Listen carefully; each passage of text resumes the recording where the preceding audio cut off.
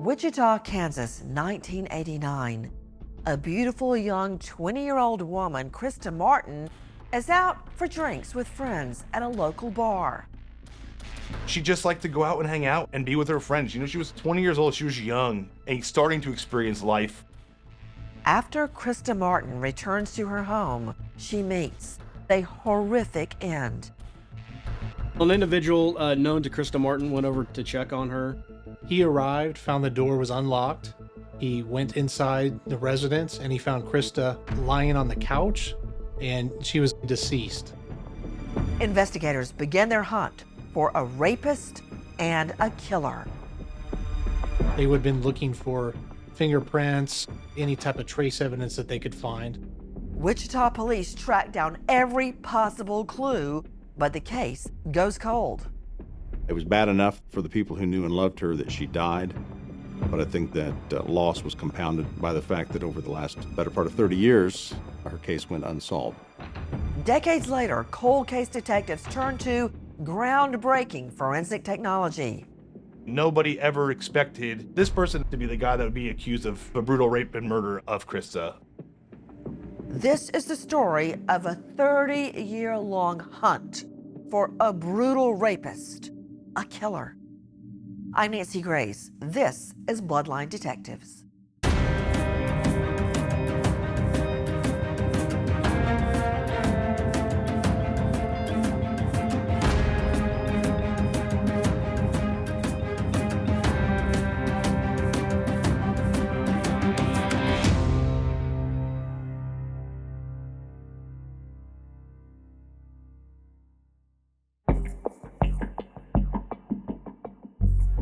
(1989) Sedgwick County, Kansas. It's home to the city of Wichita and McConnell Air Force Base.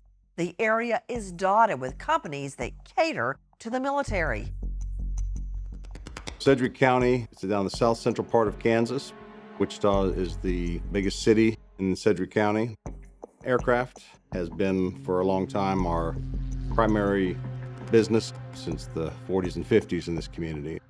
So it's very much a blue-collar community with folks who worked in these companies for a long time over the last several generations.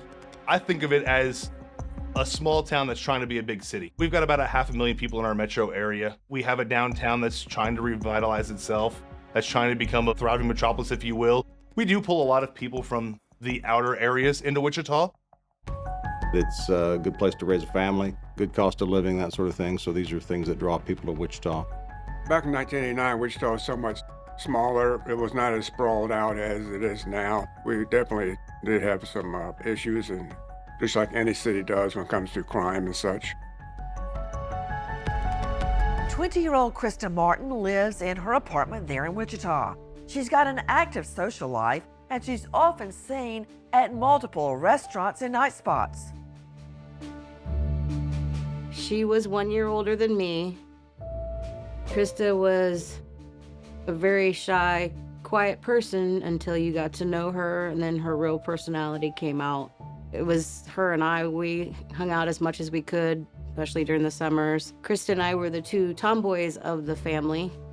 Her and I were peas in a pod. We just had so much fun together.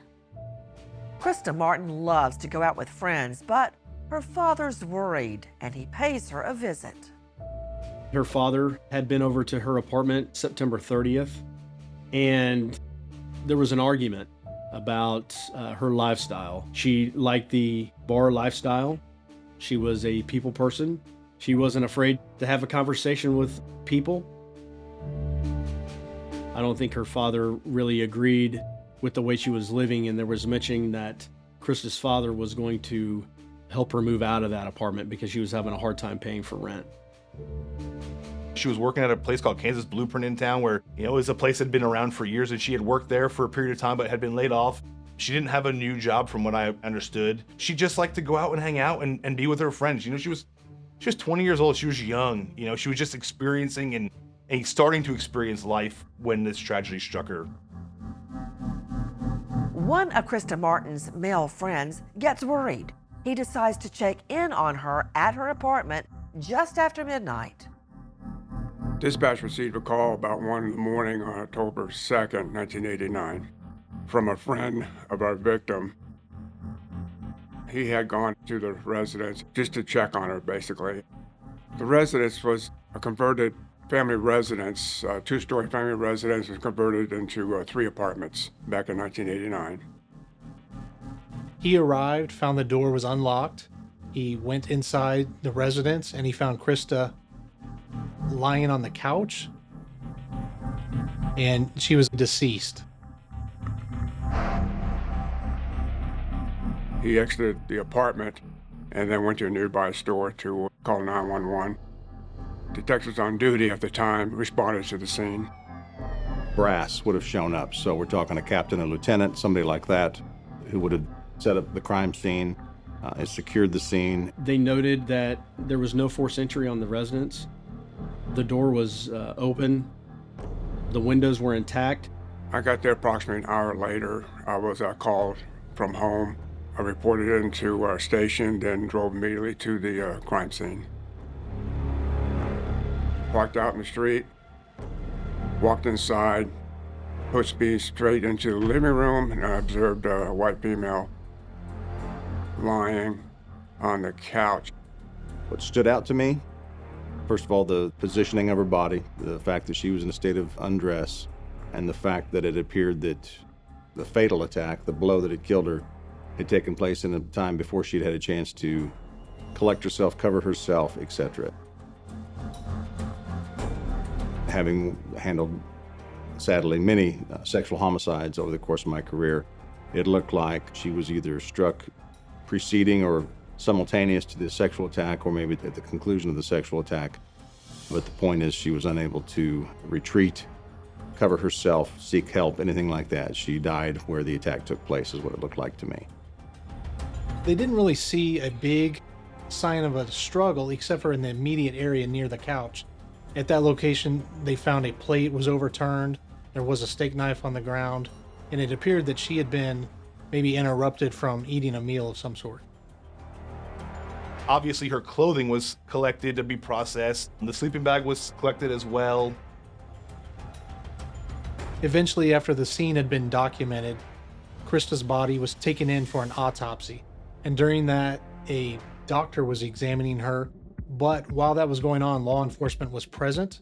A sexual assault kit was taken. And at that point, they're looking for signs of semen, seminal fluids, things like that. They were also documenting the various types of injuries on her. There were notated striations on what would be her left side of her neck. And they actually took the steak knife from the scene to the autopsy and had a comparison done. And they determined that that steak knife was likely the item that had made the striations on her neck. The doctors were able to, do their more thorough intrusive examination where they determined that she died of blunt force trauma to the head. Even today, we don't know what it was. We just know there was some object that impacted the side of her head in such a strong manner that it caused her brain to shake, go against the other side of her head, but no actual item was ever found. Once Krista Martin is identified, police must now tell her loved ones about Krista's brutal end. The family we contacted would have been Krista's parents. And she only being 20 years old. As a parent, that's got to be the toughest thing in the world for anybody can do. And I know it's extremely hard for them. I was a sophomore in college, and I had just gotten back to my dorm room, and I got told by my RA that I needed to call my grandma Martin's house. And they asked if somebody was ill in the family, and I said, well, my grandmother has been. And so I called, and my cousin answered the phone, and I asked, what's going on? Is it grandma? And he goes, no, it's Krista. And I go, what about her? And he goes, she's dead. And I blacked out and fainted and passed out on the floor. Like I said, her and I were peas in a pod, and she was more like a sister to me than a cousin. Anytime I'm in town, I drive down Kellogg Street and I pass Osage, I always say hi to her because I still feel her spirit when I drive by there. It changed my entire life. I could not digest it at all. I didn't want to live. I wanted to be with her. And so I quit going to school. I changed the way I did things. I just didn't want to be around. I a couple times tried to wreck my car just to end it all, just to be with her, because I just didn't know how I was going to do it without her. Wichita police immediately launch a hunt for a killer. But will they find the brutal murderer who ends Krista Martin's life? We find out next on Bloodline Detectives.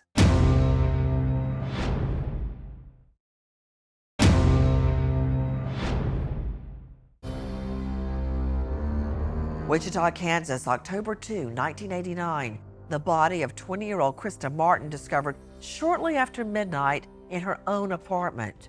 Krista, the victim of a brutal homicide and rape. Investigators began to piece together the final hour of Krista's life. I always felt like it was someone that she was at least aware of, an acquaintance or a friend, something to that effect. Due to the fact that there was no force on the door was kind of beat up, but there was no fresh breakage to suggest someone broke in. Learned early on that she was somewhat of a night owl, and so her being up that time of day or at night, whatever, was not unusual for her. She could have had a friend come over. One thing we do know about Krista is she was very trusting of people. She was often known to get rides home from various bars or other locations she was at, and she would allow strangers to come not only to her house, but inside the house as well. When the suspect made advances, Krista fought him off. She did not want to have anything to do with what he had on his mind. And when Krista fought back, that's when the attacker hurt her. As far as defensive wounds like in her hands, any other part of her body, and you can fight somebody off and not get any wounds, but just the fact that she was on the couch and the attacker was on top of her, it would be difficult to fend off your attacker in that position. A sexual assault occurred, and during the assault, Krista fought back. The attacker overpowered her and killed her, and the fact that she was covered suggests that maybe it's unintentional. Of course, it doesn't make any difference, but he just had remorse by covering up the body, because when you see that at a crime scene there, someone's there and they're still there after the incident, and they cover the body, then that just tells you they either knew her or that there's some remorse, something to that effect. As a rule of thumb, we're going to want to eliminate as a suspect, want to eliminate anybody who's close to her. Family members, obviously love interests. The sad truth is, roughly 80% of women who die a violent death, it's at the hands of someone they were in a relationship with. Assaults, stranger deaths are actually fairly rare. And so if I'm the lieutenant on scene that night, I'm going to want to know the whereabouts of her last boyfriend. I want to talk to her parents. I want to know who she associated with. I'm going to start small before I work my way out. Detectives search Krista Martin's home looking for any evidence that could point them to a suspect. In those days, fingerprints would have been cutting-edge technology. And so the scene would have been dusted for prints, and lifts from those fingerprints would have been taken. DNA is something that is utilized often in law enforcement investigations with a single source contributor. So we're talking about one person who left semen, blood, saliva at or near a crime scene. The ability for law enforcement then to go find a suspect and match them to that individual DNA through DNA analysis has been very advantageous for law enforcement. Helps us eliminate suspects, helps us identify defendants, and obviously it's been a major tool in the criminal justice system for the last 30 years or so. But in those days, it was just serology, and so they would have collected any samples. They would have at least known to do that, which has been very advantageous in solving old cases, because Old rape kits, old blood, semen, or saliva that was collected at scenes was maintained in property and evidence sections in law enforcement agencies around the country. Once again, Wichita detectives interview Krista's friend who found her the night of the murder. The person that comes over there and finds her, is obviously going to be a person of interest that we're going to talk to immediately. And they did that with that gentleman. They brought him up for an interview immediately. His whereabouts, what he was doing, why he came over there, how he knew Krista, his relationship with Krista. Those things obviously were asked and answered, and he was a suspect, obviously, but through the course of the investigation, he was ruled out. He was never considered to be under arrest. We just want to get a story and to find out what his relationship with the victim was and what he did and why he was there that particular night and that type of stuff. Everything that he told the detectives about where he was or who he had been with had checked out pretty quickly. Within a day or so, those answers were corroborated and backed up with the interviews they had done after the fact. Now that murder victim Krista Martin's friend is ruled out as a suspect, detectives commence canvassing the entire local area. Detectives would start combing the neighborhood in a canvas, knocking on doors, asking for information about what someone might have seen at the house, or getting other background information as to what normally occurs at Krista's residence. When you have a major incident in a neighborhood, in a downtown area, or wherever it may be, boots on the ground, knocking on people's doors, going door to door to door, searching areas, searching streets, searching residences, all of that is a tried and true method, which is why we still use it today. They mainly worked on finding a timeline for Krista's last activities, knowing when she returned to the house, what she was doing that day. They were able to backtrack people that she'd been in contact with in the previous 48 hours. And really, at the time, there's not the surveillance video that we have now on today's cases. So they basically had to find this information out just from talking to people and doing interviews. She's found on October 2nd, early in the morning, which is a Monday. Her family last saw her on the 1st of October. She had gone over to her mom's house to pick something up on the east side of Wichita. Her dad saw her that morning. He thought he was going to help her move out of the apartment because she was trying to find a new place because she wasn't getting along there any longer. So she had been seen, within 24 hours or so of being found. I know that she had been seen at the gas station over there at Maple and Seneca. The clerk had been interviewed and said that they had seen her somewhere between, I think, 2 o'clock and 3 o'clock that afternoon, where she had come into the store to buy the steak and the potatoes and the corn and the things that she had eaten as one of her last things that she had eaten. They tracked down multiple people that were friends and acquaintances of Krista. People that she would have hung out with at this club or that club, people that they knew she had gotten into a fight with prior to the murder happening. They had talked to a female that she had gotten into a fight with that was dating or married to another man. Those two people were thought to be suspects potentially. So they focused a lot of their time and attention on those two individuals and tracking down their movements and getting their interviews done and just corroborating their stories. Our best tool was our DNA matches.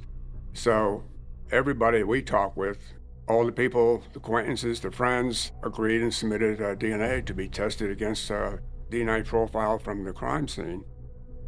Between 1990 and 1992, Wichita police sent DNA samples from the crime scene to the FBI for testing. Investigators hoping against hope the FBI can match those samples to a suspect, but unfortunately, they come up empty. I always hoped that this case would be solved. We did so many profiles and eliminated so many people. At one point, I thought, well, maybe this is a stranger or someone we're just not aware of. Through all of the interviews they did, they looked at different people, they looked at different suspects, but everybody kept getting ruled out. When a case is not solved within a few weeks, there's an element of it that's cold, meaning you're going to have to go out and find evidence to breathe new life into it. So I would say certainly within that first year, the failure to identify or inability to identify a viable suspect rendered the case, by many definition, cold at that point. The case of Krista Martin's homicide goes cold for years, but Wichita police don't give up. They keep the investigation going when they believe they get new clues or discover new ways to solve it. When a case goes cold, people have a perception that it gets shelved. This particular case, it was not shelved. We do what we can for the first few months, and the personnel are scaled off, and I myself will pick up other cases, but it always stays with me because we continue to interview people, we continue to get the DNA samples, and we continue to send samples to the FBI lab in Quantico to make the comparison. For now, the hunt for Krista Martin's killer remains cold, but revolutionary forensic science is just on the horizon. Can that science finally provide the break Wichita police have been waiting on? That's next on Bloodline Detectives.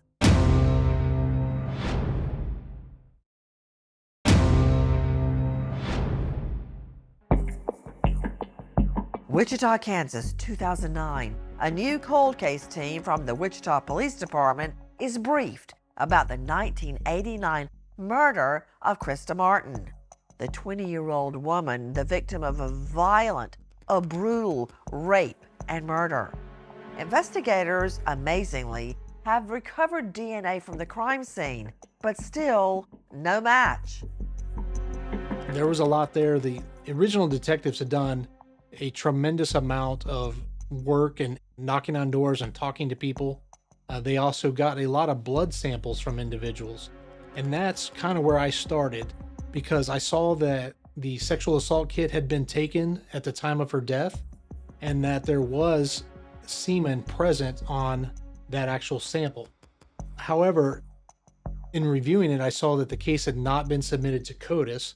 So I decided that probably the best option would be to try to get a profile identified and placed into the CODIS system. CODIS is basically a national DNA database. It has a couple different aspects of it. One would be unknown or unsolved crimes.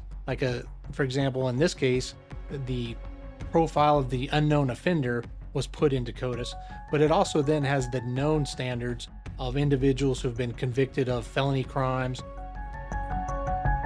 So basically this database was my hope of putting that profile of Krista's killer into the system, and that we would then have a name to go on and follow up.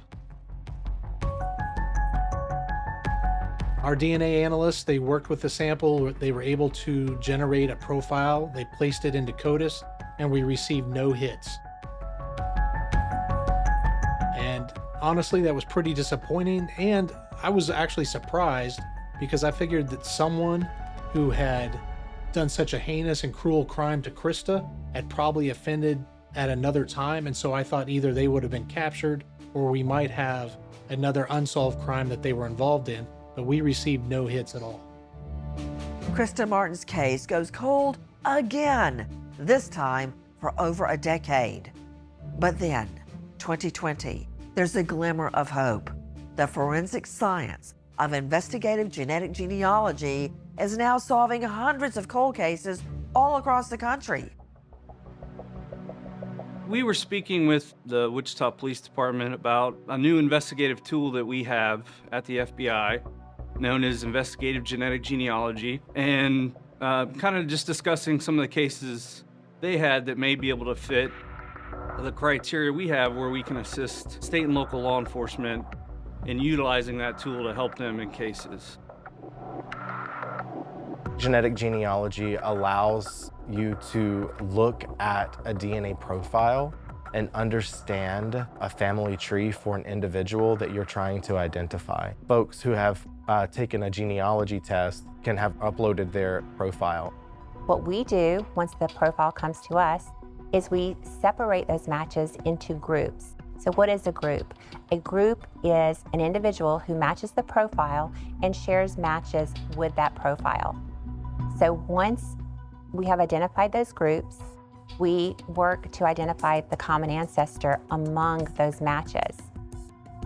And so forensic genetic genealogy allows you to start looking at all of these data points and all of these potential relatives for an individual that helps you build out a family tree and ultimately provides leads that could lead to the possible identity of a person.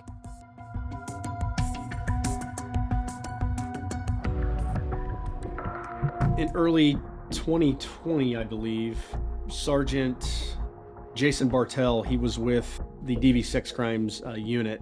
He was looking at cold case homicides that involved sexual assault, and he came across Krista Martin. He knew that in 2009, there was DNA submitted to CODIS with no hit, and he believed this was the perfect case to do genetic genealogy on. The Wichita Police Department had some DNA left over from the initial crime scene processing. And that DNA, Wichita Police Department sent to a private lab. They conducted an analysis of that DNA, which we then were able to get a copy of and submit to consumer genomic sites. And from that point, we can find potential matches, family matches to the unknown subject, and then begin building a family tree of that unknown subject to try to identify who he or she is. Wichita, Kansas investigators now believe new forensic science could help them identify the man who savagely raped and murdered a 20-year-old girl, Krista Martin. At the same time, Krista's family is reaching out to police. That's next on Bloodline Detectives.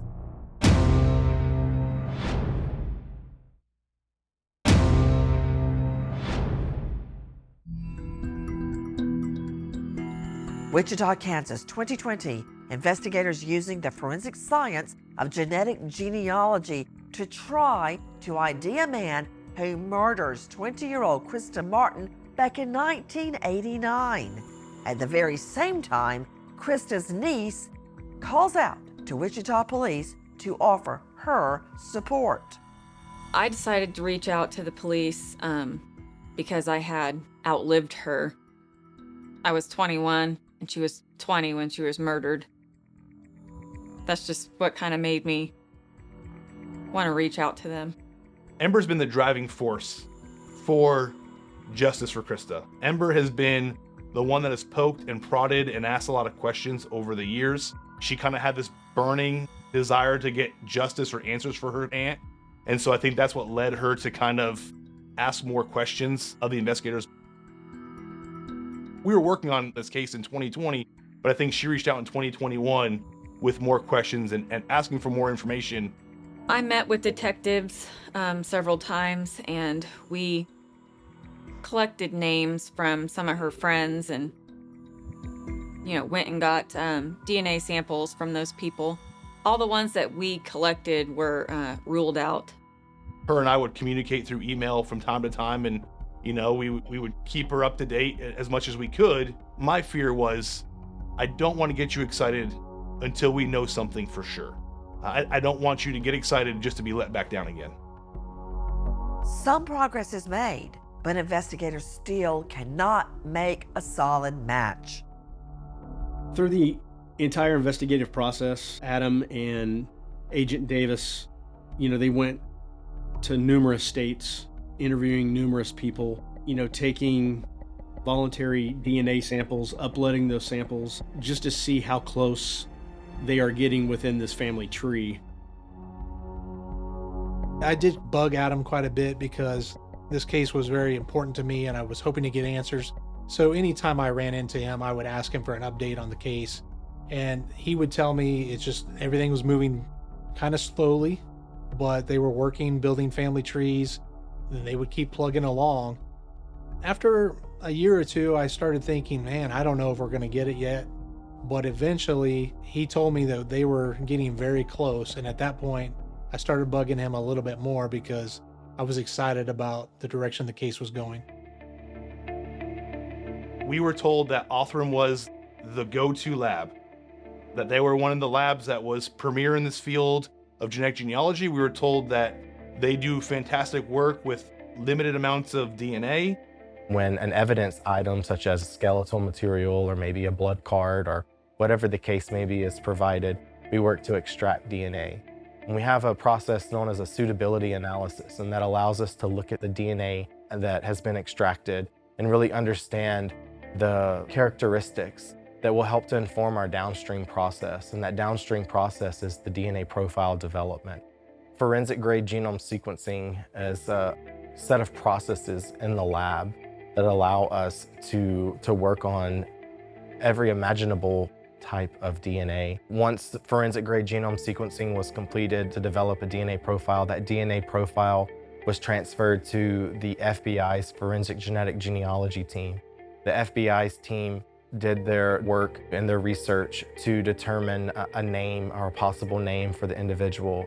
And it was in April of 2023 when they reached out and said, hey, we've been doing some looking into this Hart family, and they're not really from Wichita, they're from Arkansas, but there is a guy that sticks out in our tree. His name is Paul Hart, and he lived in Wichita in 1989. I wish I remembered where I was or what I was doing, but when I heard that, I was like, this is our guy. Because what I have learned through genealogy is it's all about location, location, location.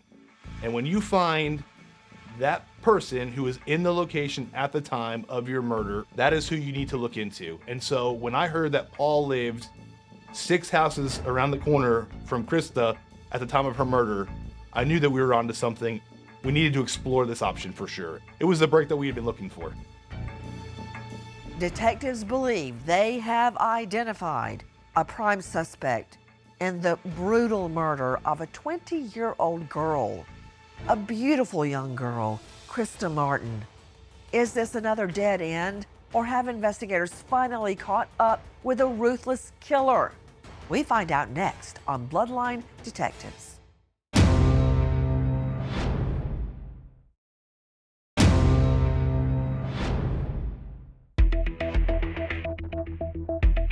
Wichita, Kansas, 2023. Wichita police believe they have identified the savage killer of a 20-year-old girl, Krista Martin, murdered in 1989. The perp's name? Paul Hart. Detectives have a DNA sample from the original crime scene. They now use the science of investigative genetic genealogy to create a family tree. They want to see if that tree leads to Paul Hart. When doing forensic genetic genealogy, a lead is developed, and there needs to be confirmation testing throughout the process to really hone in on the person, the identity of the individual.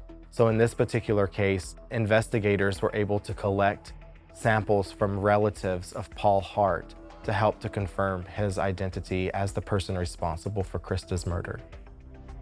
Detectives trying their best to track down Paul Hart. As they dig deeper, they get devastating news. Paul's name had come up as one that would fit potentially. And while we were doing the background of it, that's when Detective Vandermolen notified me that he died in a car accident in 1999. When I found out the identified suspect in this case actually died some years ago, it kind of made my heart sunk, I want to know why, how they knew each other, how they met, and why you have to do this. And, those are the burning questions most anybody would have, especially for the family. But it was unfortunate. He got away with something, but he met his demise a little too early. The suspect was never known to us, was never on our radar, which kind of explains, why we couldn't find Krista's killer among her circle of acquaintances. June 13th, 2023, we get the go-ahead to go to Arkansas to meet with the Hart family to try to track down anybody that's still alive that would know who Paul was. And so, as you can imagine, for the entire trip down there, I'm trying to wrap my head around how can I break this news to this family, right? Because we've already got one distraught family in Wichita being Krista Martin's family, and now I'm getting ready to go break news to this other family who's getting ready to become completely blindsided by this information.